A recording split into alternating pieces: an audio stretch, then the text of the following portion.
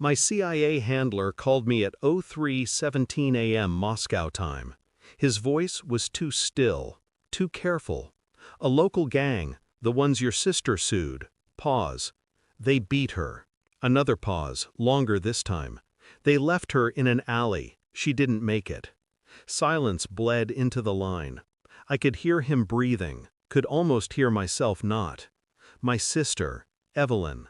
The only person who ever believed I had a soul left under the missions and the false names. The director gave me 48 hours and a black flight. Make sure to kill them all, he said, sliding me a file thick with names. 15 of them. I stared at the file. Then the clock. 48 hours. That's a little over 3 hours per target. But I wasn't counting in bullets. Not yet. I wanted to understand. Because Evelyn didn't die for suing a gang. She died for something else. Something someone didn't want her to talk about. They said she was found behind a nightclub. Broken ribs, fractured skull, wallet gone. A robbery. But Evelyn was careful. She never walked anywhere alone.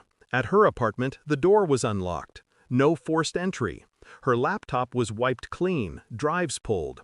Whoever did this wasn't sloppy. They were precise. Her phone was on the floor beside her bed. Last message, he knows. I can't hide this anymore. He, not they. The blood drained from my hands. Evelyn never used words carelessly. I checked the number. It wasn't saved in her contacts. Unknown. But the country code was American. Langley's code. I stared at the glowing digits, the cold blue light painting my face in that small, empty apartment. It wasn't the gang. It was someone closer. Someone who'd used me. I started tracing her last 48 hours. Emails, cab rides, cameras. She'd met someone at Cafe Recca. A man in a gray coat, half her age, confident posture, mirrored shades. The footage was grainy, but the walk was familiar. Agency training leaves a fingerprint on movement. He sat across from her for 43 minutes. She didn't smile once. He leaned in, whispered something. She looked afraid, then angry, then nothing. The feed cut. The cafe's server logs showed a hacked access point that same hour. Someone scrubbed digital footprints before I even arrived. I called the number she'd texted. Voicemail, 3 rings. Then, this inbox belongs to Agent Marcus Hale. Marcus, my field partner for 6 years, my brother, the man who swore to protect my family when I was under. I remembered his words from our last op.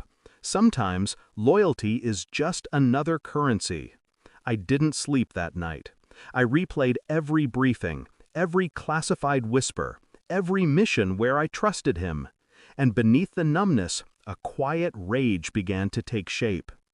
I found Marcus in a hotel outside Warsaw. He didn't expect me. He smiled like we were still friends. Didn't think you'd come this far, brother. I laid a folder on the table. Her autopsy report. His name on the payment transfers. Evelyn's legal complaint against his shell company. The one laundering agency black funds. He looked at it, then at me. His hand trembled once before he steadied it with a drink. She was going to ruin everything, he said finally. You don't understand the scale. She was my sister. He laughed, soft, bitter. You think that matters to people like us? I didn't answer. I wanted him to drown in his own words. When I slid the flash drive across, he didn't pick it up. He knew. It held the recordings, his meetings, the transfers, the order for her death. I left it there. No threats, no shouting, just the quiet truth sitting between us like a loaded gun neither of us wanted to touch. The agency doesn't forgive scandal. By morning, he was in custody, for review. By nightfall, he'd used his service pistol on himself in his holding cell. I watched the CCTV footage once. He looked calm, resigned. They called me for debrief. I said nothing about Evelyn, nothing about the drive, just another closed case in a long list of internal cleanups.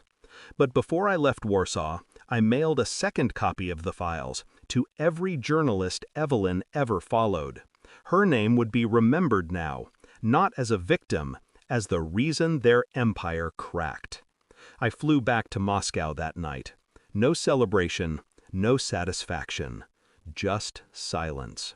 Her photo sat on my desk, creased at the corner, coffee stain near the edge. I touched it once, then turned it face down. The director called again. "Good work. You want another assignment?" I stared out the window. The city glowed beneath the snow, indifferent to everything. "No," I said, "I'm done." He didn't argue. They never do when they know what you've become. I have 48 hours before they send someone to erase me too. That's fine. I already did what I came to do. I killed them all. Just not with bullets. Thanks for watching. Don't forget to like, share, and comment. Subscribe now to Cheating Stories Insight World for more amazing stories.